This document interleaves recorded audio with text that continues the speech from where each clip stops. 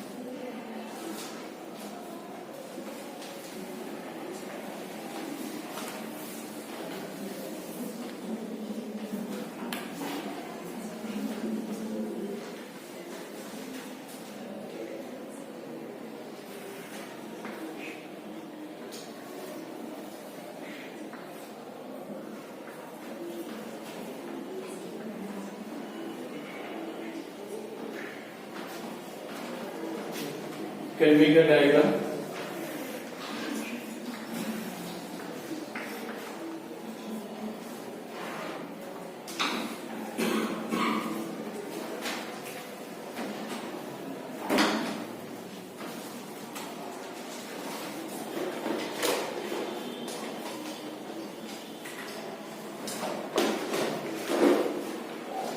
देखो torsion of cylinder में हम लोग को पढ़ना क्या है कि जैसे एक सॉलिड सिलेंडर लेते हैं, ठीक है, एकदम सॉलिड ठोस, ठीक है, और सिलेंडर का जो अपर एंड है उसको आप क्लैंप कर देते हो, ठीक है।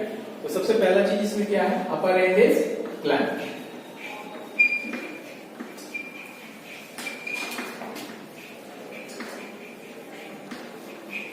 ठीक है, अपर एंड को क्लैंप कर देते हैं और जो लोअर एंड है वहां पे आप टॉर्क अप्लाई करते हो, ठीक है। Torque is applied on the lower and,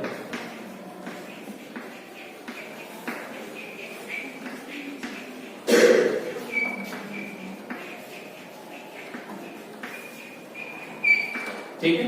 lower and पे आपने टॉर्क अप्लाई किया तो ये तो क्लैंप कर दिया है, इस पे हमने टॉर्क अप्लाई किया तो इसमें एक ट्विस्टिंग आती है, ठीक है। आप देखिए एक लोहे की सरिया ले लीजिए, रॉड ले लीजिए और उसको ऐंठते हैं तो उसमें ट्विस्ट आ जाता है, तो ठीक उसी तरीके से इसमें ट्विस्ट आता है।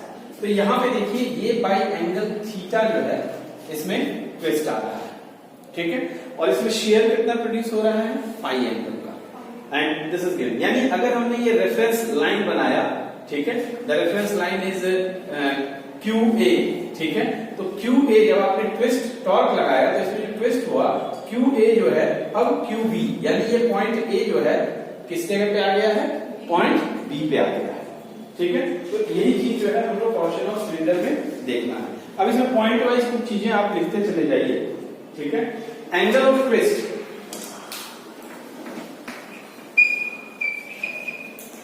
एंगल ऑफ ट्विस्ट जो कि थीटा है ओवर हियर, ठीक है, is directly proportional to length of cylinder, ठीक है। Theta is directly proportional to the length of cylinder, ठीक है। और दूसरा पॉइंट जो इसमें आपको देखना है वो है कि जो फाई है, phi is directly proportional to the radius of cylinder, ठीक है। तो ये दो चीजें हमारे सामने आ रही है। फाई यहां पे क्या है, what is phi, shearing strain, phi क्या है? Shearing strain. हम तो वहां पे मेंशन कर लीजिए फाई इज शेयरिंग स्ट्रेन। ठीक है, अब ध्यान से देखिएगा, आप सभी ने जो है मैथमेटिकली ये चीज देखा हुआ है। अगर ये थीटा है, this is L, this is R, तो L is equals to R theta होता है ना? तो अगर हम इस जगह पे देखें, इस जगह पे, तो थर्ड पॉइंट में अगर इस जगह पे देखें तो दिस इज आर रेडियस, ये थीटा है, this is A B, isn't it? तो क्या आपको लग रहा है कि A B is equals to R theta. अब अगर इस वाले पार्ट को देखो, क्यू ए बी को देखो, तो वहां पे भी यही लॉजिक अगर हम अप्लाई करें तो वहां से हमको क्या मिल रहा है कि A B is equals to L phi मिल रहा है ना?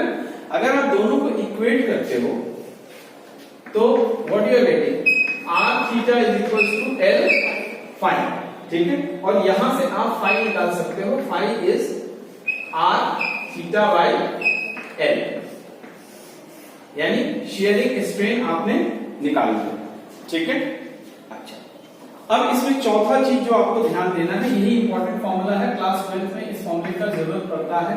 ठीक है, when you study the moving coil galvanometer, उस जगह पे। ठीक है, तो यहां तक अगर आपने नोट डाउन कर लिया है तो मैं अगला बोलूं, देखो, twisting couple per unit twist, twisting couple per unit twist,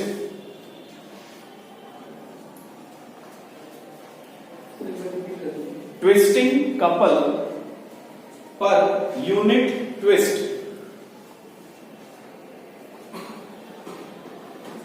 और टॉर्शनल रिजिडिटी, इसी को हम टॉर्शनल रिजिडिटी भी कहते हैं, और टॉर्शनल रिजिडिटी और torque required to produce unit twist, torque required to produce unit twist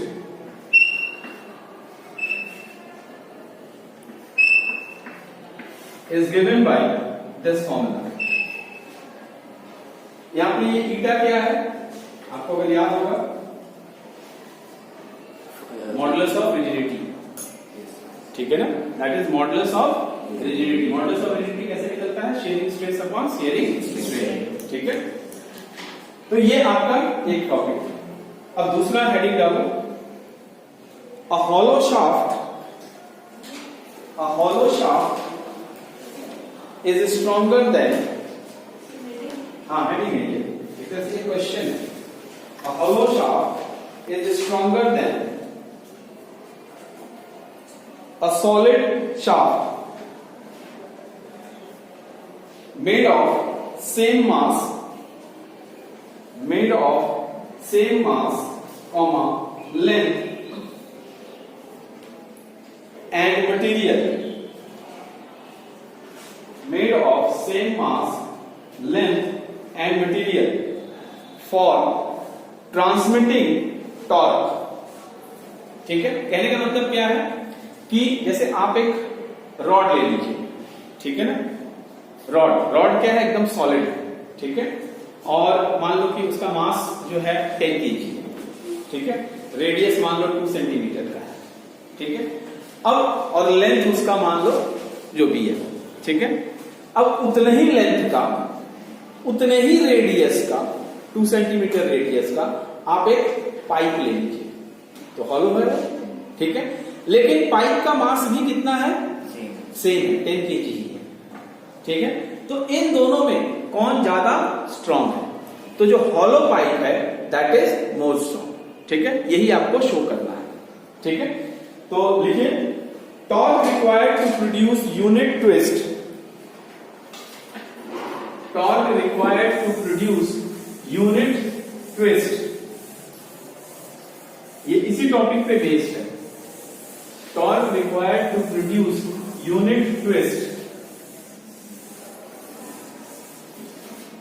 in the solid shaft, in the solid shaft and hollow shaft, in the solid shaft hollow shaft are respectively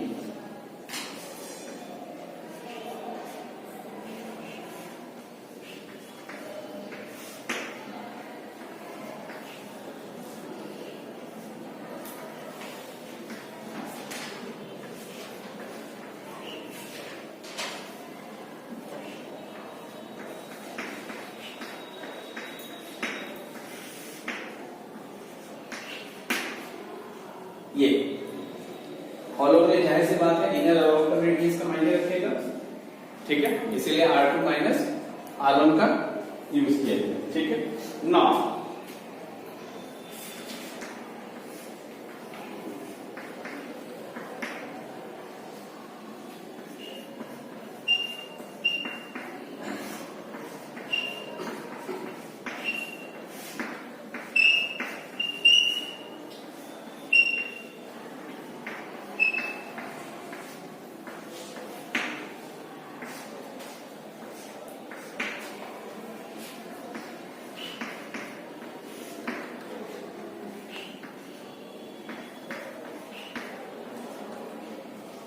ये आएगा,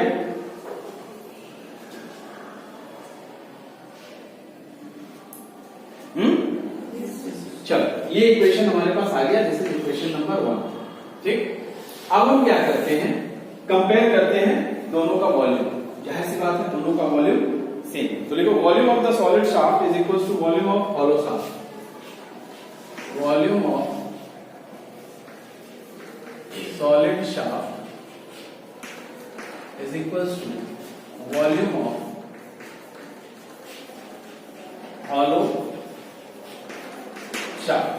Now what is the volume of this? Pi r square into L, और इसका क्या हो जाएगा, पाई आपका हो जाएगा R2 square minus R1 square into L हो जाएगा। पाई एल कैंसिल, आपके पास मिला R square is equals to R2 square, this thing you are getting, हाँ, तो R4 चाहिए, तो आप दोनों तो स्क्वायरिंग कर दो, स्क्वायरिंग करोगे तो क्या मिल जाएगा, R to the power 4 is R2 square minus R1 square का whole square, this is equation number 2। Now from 1 and 2 आपको क्या मिला,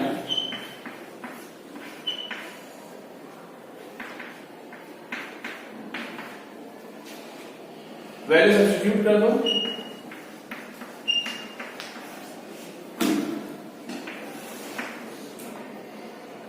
डिनोमिनेटर में ये है ना,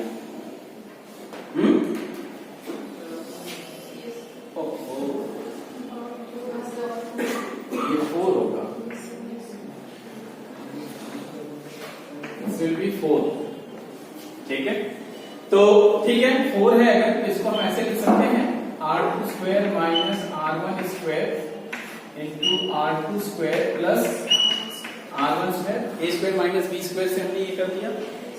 now this and this is cancel, अब आप देखो क्या मिलता है, R2 square minus R1 square numerator में है और डिनोमिनेटर में है R2 square plus R1 square, ठीक है, तो क्या मिल रहा है आपको, numerator is less than the denominator, so this implies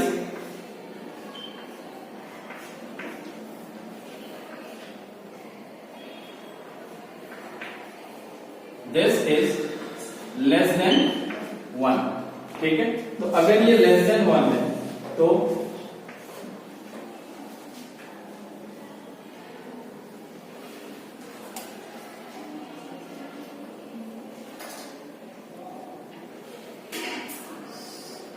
क्या निकाल रहे हैं, सही से देखें, ये सॉलिड का है, ये हॉलो का, हाँ ठीक है।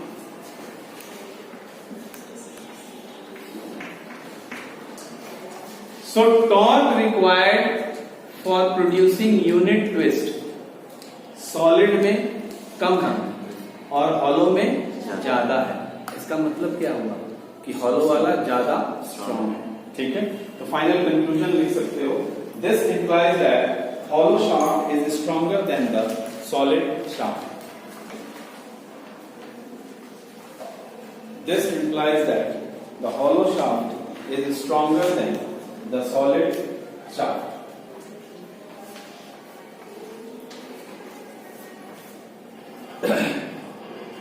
Next जो है heading, steel is more elastic than rubber. Steel is more elastic than rubber. इसको मिटा दें, जल्दी करो।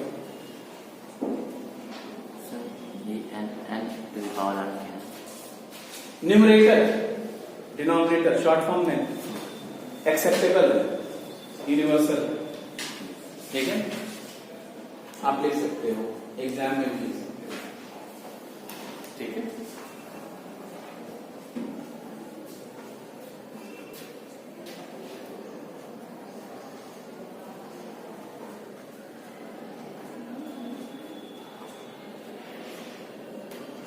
Done.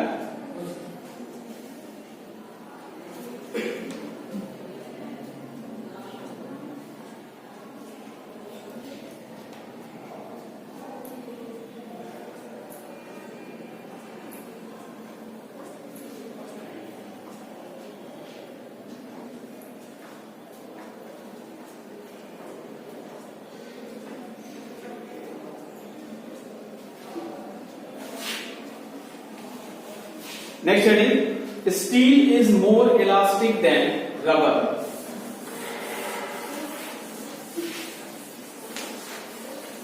Steel is more elastic than rubber.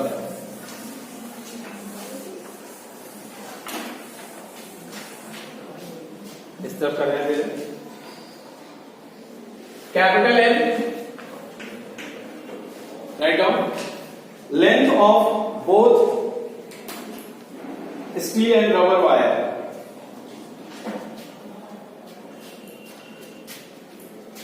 Capital A, cross section area of both steel and rubber wire.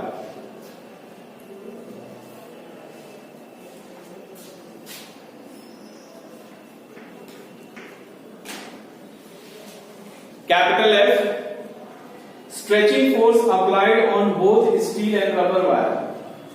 दोनों पे बराबर force नहीं लगाया जाएगा, तभी तो पता चल पाएगा, है कि नहीं? बराबरी का सलूक करना है ना। यस।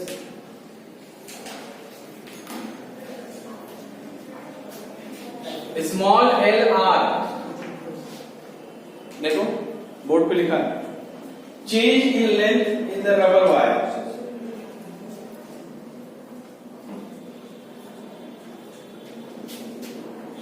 Small ls,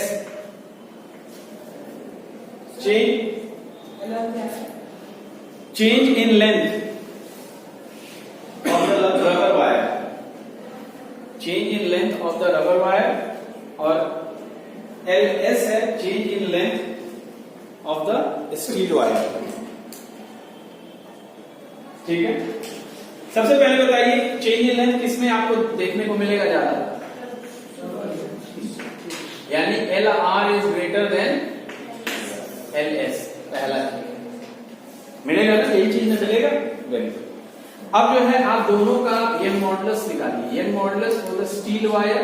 ठीक है, so that will be F into L by A L S, and young modulus for the rubber wire that will be F into L by A L R. ठीक है, now Y S by Y are solve कर लेते हैं। F L by A L S, A L R by F L, जो भी cut रहा है cancel कर दीजिए, and you get L R by L S. ठीक है, यहां से जो ये हमने लिखा है, यहां पे आप एक चीज ऐड ऑन कर लो, L R by L S is greater than 1. So that means यहां से इसको और इसको कंपेयर करें अगर, तो you get ys by yr is greater than 1. ठीक है? This implies young modulus of steel is greater than young modulus of rubber. ठीक है? तो इसका मतलब क्या है? जिसका ये मॉडुलस ज्यादा है दैट इज मोर इलास्टिक होता है. तो कंक्लूजन, फाइनल कंक्लूजन लिख लीजिए. Therefore steel is more elastic than rubber. Therefore steel is more elastic than rubber.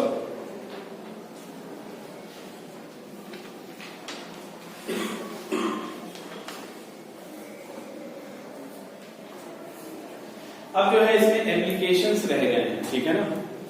तो एप्लीकेशंस का जो है मैं आपको नोट दे दूंगा. और स्ट्रेस स्ट्रेन कर्व, ठीक है, और elasticity curve. Stress strain curve और इलास्टिसिटी कर्व, ये दो चीजें जो हैं ये भी एकदम थ्योरेटिकल है. तो ये दोनों जो है हम आपको नोट फॉर्म में आपको पीडीएफ सेंड कर दूंगा. You can just copy it. बहुत साफ साफ लिखा है, पढ़ के आपको सारी चीजें क्लियर हो जाएंगे. Because that is totally theoretical. उसमें उसको क्लास में हम कथा पहुंचे कोई बहुत मायने. हाँ, अगर रेगुलर क्लासेस होता तो इट्स ओके. ठीक है, चलो. Maximum height of the mountain कुछ एक हम करवा भी दे रहे हैं. Maximum height of mountain, maximum height of mountain यानी अर्थ सरफेस पे सबसे ऊंचे माउंटेन का क्या हाइट हो सकता है. हम सब जानते हैं कि सबसे ऊंचा माउंटेन कौन सा है? Mount Everest. ठीक है, तो यहाँ पे जो हम लोग फॉर्मूला निकालेंगे ना, उस फॉर्मूले में अगर वैल्यू सब्स्टिट्यूट करके आप देखोगे तो you will nearly gate the same height जो एवरेस्ट का है. ठीक है, नियरली, एग्जैक्टली तो नहीं आप कहोगे, but nearly you will get the same value. ठीक है. How to get the maximum height of mountain? देखो, the maximum height of mountain on earth, the maximum height of mountain on earth can be estimated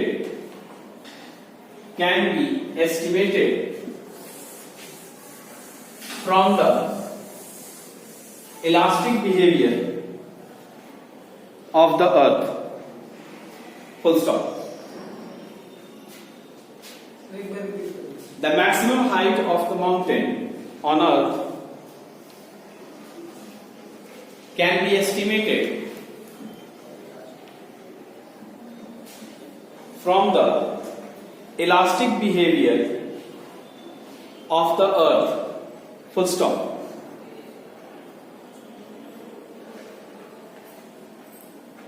At the base of the mountain,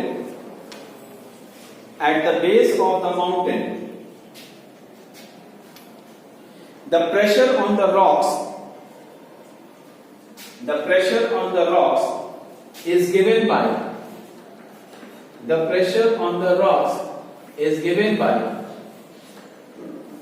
h rho g. यहां पे रो क्या है? Density of इसका, density तो है rocks. यानी जो एकदम बेस पे, जो माउंटेन का जो बेस है, वहां पे जो रॉक्स हैं उसके ऊपर उस पूरे पहाड़ के वेट की वजह से प्रेशर होगा. That pressure you can calculate by this. ठीक है, अब नेक्स्ट लाइन में this pressure must be less than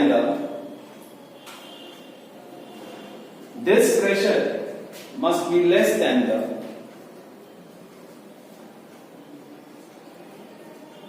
elastic limit, bracket में कैपिटल के लिख लीजिए. This pressure must be less than the elastic limit of the earth supporting material. क्यों ऐसा कहा जा रहा है? मालूम? जिसके ऊपर माउंटेन खड़ा है दैट इज अर्थ. ठीक है, तो उसके इस इलास्टिक लिमिट से ये प्रेशर कम होना चाहिए. जो माउंटेन प्रेशर लगा रहा है वो प्रेशर उस इलास्टिक लिमिट से कम होना चाहिए. अगर ज्यादा हो जाएगा तो फिर पूरा का पूरा माउंटेन क्या हो जाएगा? अर्थ के अंदर समा जाएगा, ब्रेक हो जाएगा वो.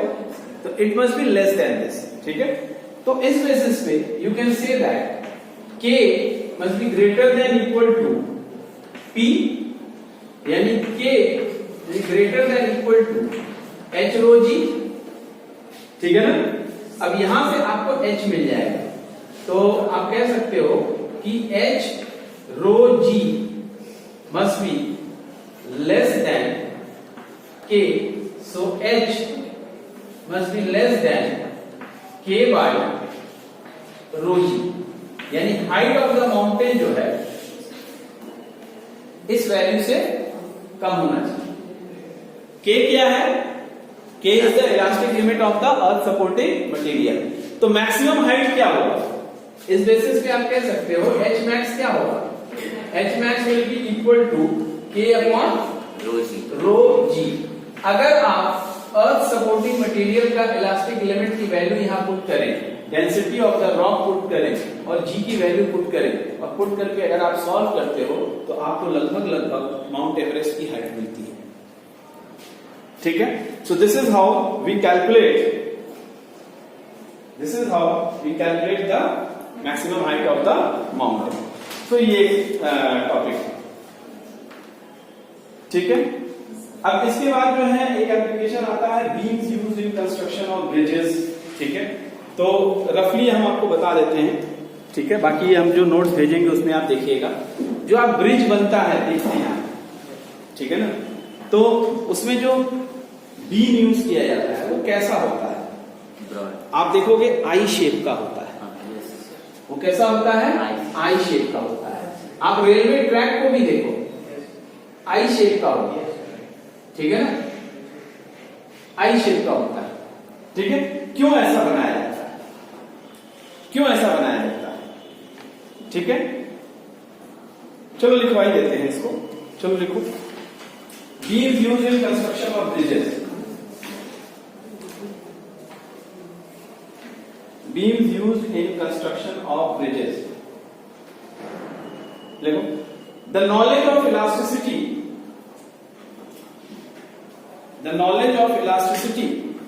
is important in designing bridges,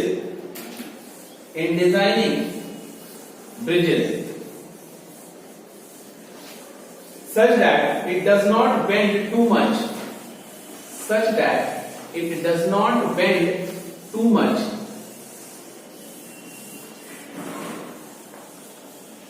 and break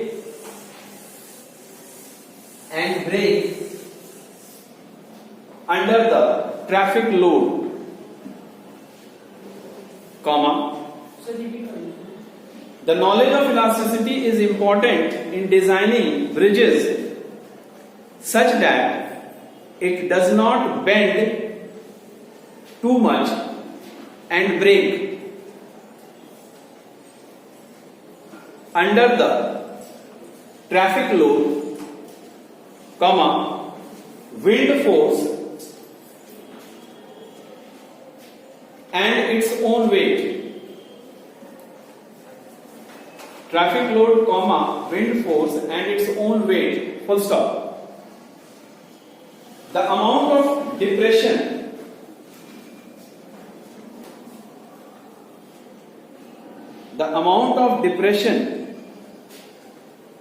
delta का सिंबल is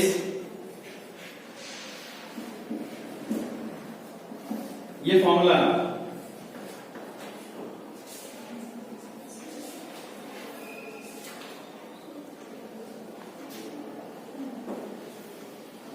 ठीक है। अब आप सोच रहे होंगे कि यहाँ ये सब सारी चीजें क्या है, ठीक है। तो W is external load, note कर लीजिए, W is external load, L is the length of the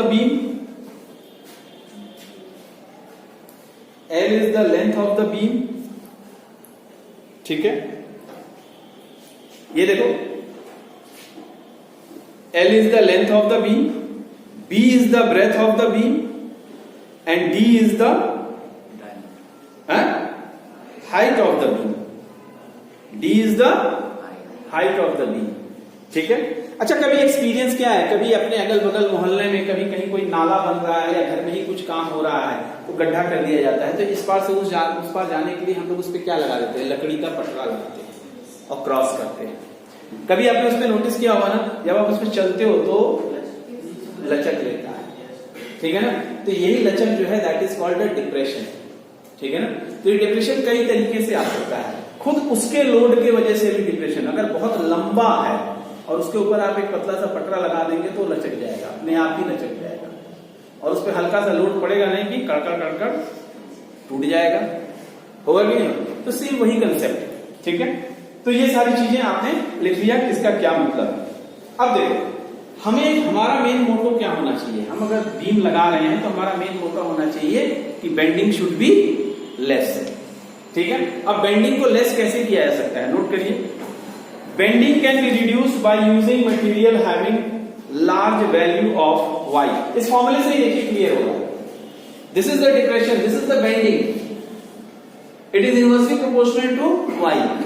यानी आप ऐसा मटेरियल यूज करेंगे जिसका यंग मॉडुलस ज्यादा हो, ठीक है ना। तो पहला चीज।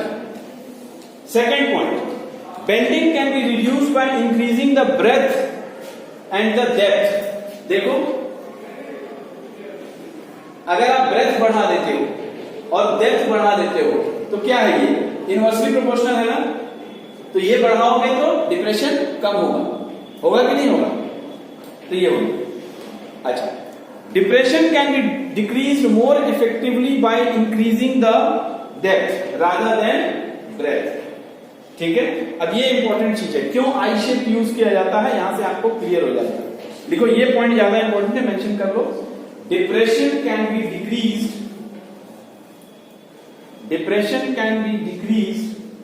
more effectively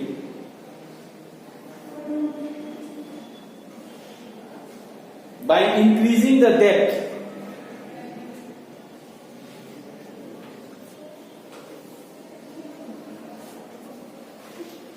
rather than breadth,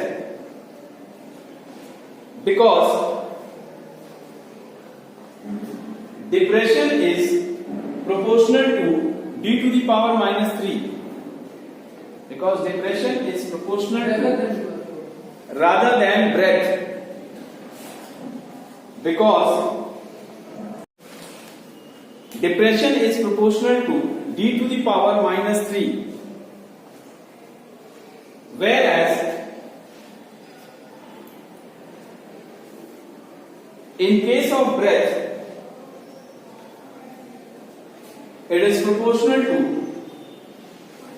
b to the power minus 1, ठीक है। नेक्स्ट, उसी में स्टार पॉइंट लगा के हेड डाल दो। व्हाट इज बकलिंग, BUCKLING, बस बकलिंग लिखो और डेफिनेशन लिख लो। BUCKLING, बकलिंग देखो। The bending which is due to the increased weight, the bending which is due to the increased weight of the beam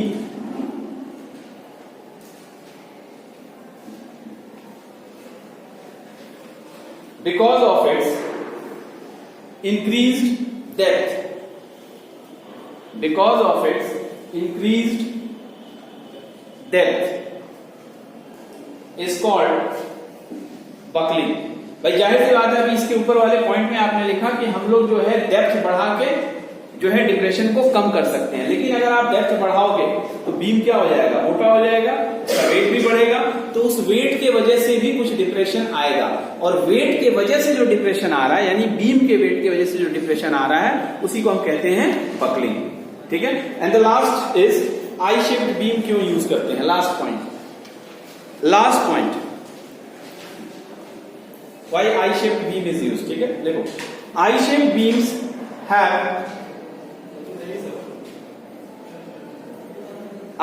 beams have large load bearing surface,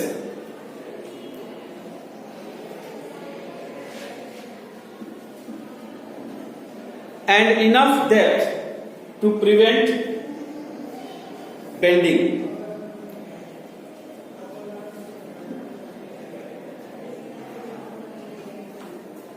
Full stop. The weight of the beam is reduced. The weight of the beam is reduced without sacrificing its. The weight of the beam is used without sacrificing its strength and hence reducing the cost also. And hence reducing the cost also. ठीक है, तो देखो होता क्या है, हमने आई shape beam बनाया, ये हमने डेप्थ बढ़ा दिया, हमने डेप्थ बढ़ा दिया, लेकिन इतना मटेरियल हमने इसमें से हटा लिया है, जिसकी वजह से क्या होगा, बीम का वेट कम हो जाएगा, जिससे जो बकलिंग की समस्या थी उसको हम लोग क्या कर सकते हैं, ओवरकम। और इससे एक फायदा और हो रहा है, मटेरियल कम यूज हो रहा है, जिसकी वजह से कॉस्ट इफेक्टिव भी हो जा रहा है। ठीक है, तो ये एक चीज है। अब इसके बाद जो है ये चैप्टर ओवर होता है और इसमें एक दो और चीजें हैं which I will send you in the notes form. ठीक है, चलो।